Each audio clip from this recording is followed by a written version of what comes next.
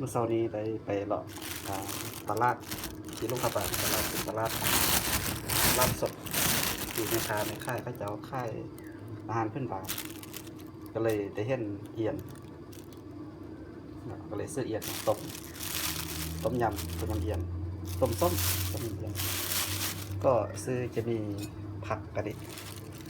อันนี้ก็จะเป็นผัก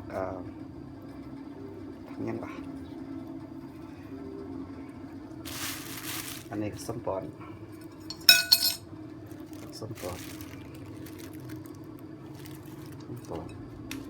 อันนี้คือผักหอม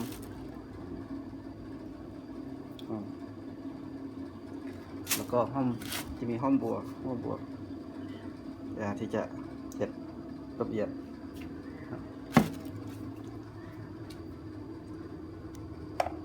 จากนั้นก็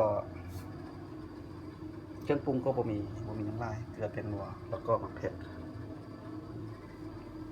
ตัวนี้ได้ต้มเรียบร้อยแล้วเนาะแซ่บขนาด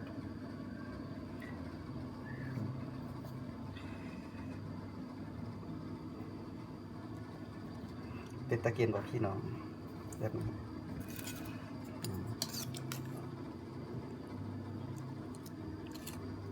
ตัวใหญ่เติบ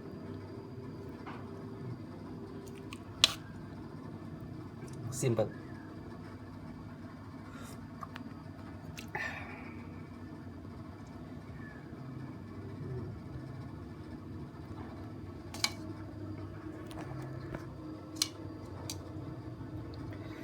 ซิมน้ำโอ้แซ่บ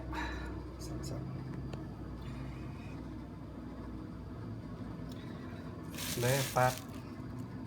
กดไลค์กดแชร์ด้วยเราจะมีคลิปต่อไปขอบใจที่